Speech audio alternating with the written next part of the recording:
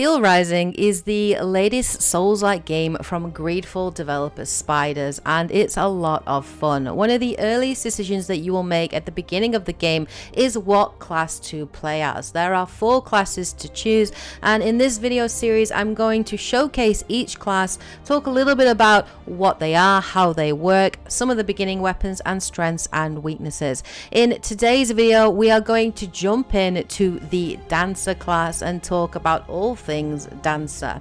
So Dancers are highly resilient and they can chain attacks together in quick succession to immobilize enemies and inflict critical hits. Think of this more like your rogue style class. It's all about getting in, getting out, and being in the thick of the action, up close to your enemies.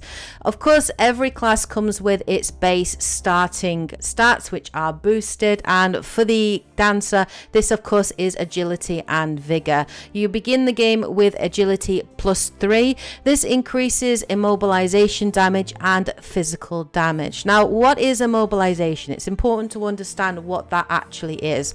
Immobilization is actually the ability to fill an enemy's stagger bar, which is shown as a diamond at the front of the enemy when you are locked onto them. It works similar to Sekiro's posture bar.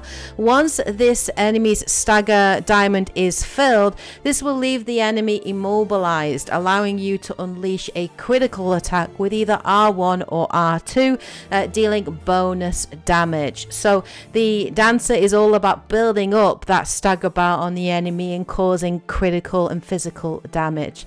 You also do get boosted +2 to vigor. Now this increases endurance and critical damage inflicted on enemies. Of course, endurance is important because it does affect your stamina bar and how many dodges and attacks you can make before Aegis's motors overheat. So it's quite important because your stamina bar, you're going to be using a lot of stamina as the Dancer. So putting points into this is quite important, as well as agility as well. Those are the 2 main staples for the class.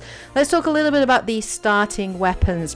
The Dancer is equipped with, I think, one of the coolest looking weapons in the game, which is the armored fans. This is a light weapon with a base 52 damage that thrives on close quarters combat. It's all about unleashing fast combo attacks with R1 that deal critical damage and immobilization damage, building up that enemy stagger gauge. This will then allow you to unleash a charged attack, which is a lot slower, it takes a lot longer to charge up, with R2 that basically sweeps your blades out in front of you, dealing massive damage and knocking enemies over. So it's about combining those lighter attacks with heavier attacks, but choosing when to use the heavy charged attack and when not to. You of course have a special jump move, which is also a great move to use, particularly the jump heavy move, jump and R2, which is great when enemies are staggered or to attack from a height. Jumping over attacks, low sweeping attacks is quite useful with this move too. It causes Aegis to somersault in a very cool, graceful manner into a strong downward attack. The Dancer is a class that rewards aggressive play, as you do need to be aggressive in order to build enemies' immobilization bars, which will reduce over time. So it does mean that you do need to find a balance between attacking and blocking and dodging, but always constantly trying to keep up that pressure. The Dancer class does have a special move equipped to that armor fan, which is a great move in the form of a block. Aegis will use the fans as a type of makeshift shield, and this can be used against both melee and ranged attacks. This actually can also stagger enemies a little bit for a short time as their attacks rebound off the fans, allowing you to follow up with a quick, decisive attack. The Dancer also comes equipped with a flame grenade. This is an explosive projectile that can ignite an enemy on fire, causing damage over time. The Dancer is an incredibly fun class to start off. It's one of my favorites actually. I'm really enjoying playing as the Dancer. Let's talk a little bit about some of the strengths and weaknesses. Well, the first strength is I do think it's a good starting class if you are interested in close quarters combat.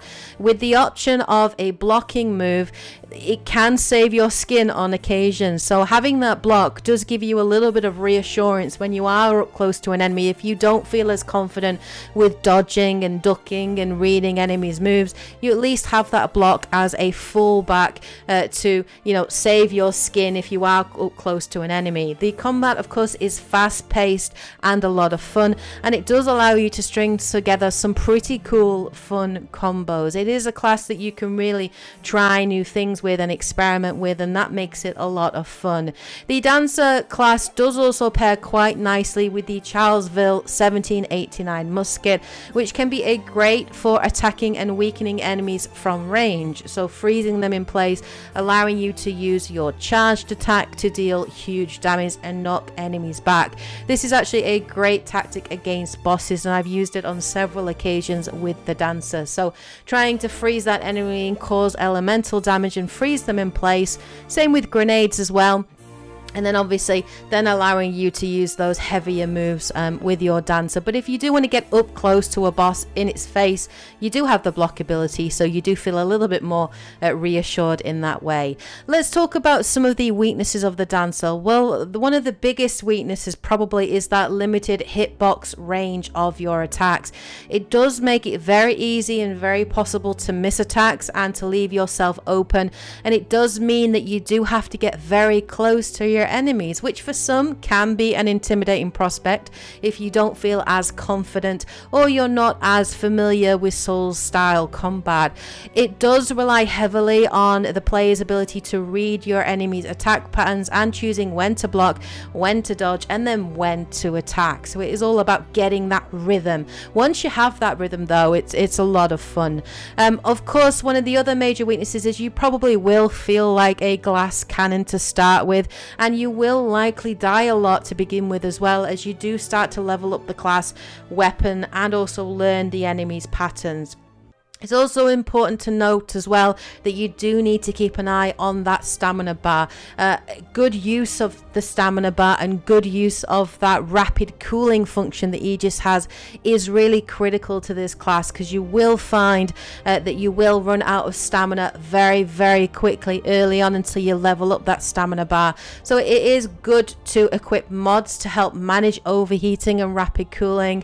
Of course, as you do rapidly cool, you can get frost damage, so you will need to get used to pressing that triangle button at the right moment. You will need to get used to managing your stamina and keeping an eye on that. That is very much the bread and butter of playing the Dancer class, but it's a lot of fun, and I've really enjoyed playing as it. So there is everything really that you kind of need to know about the Dancer going into Steelrising. If you do have any questions about this class, please do post them in the comment section below, and I will do my best to try and answer those questions.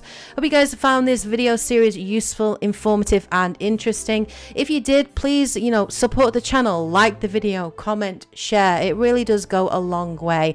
I will be back again with the last video in this series, which is going to be talking about the Alchemist. So look forward to that. Anyway, hope you guys have a great week, of course. Take care, and as always, happy gaming. Bye, guys.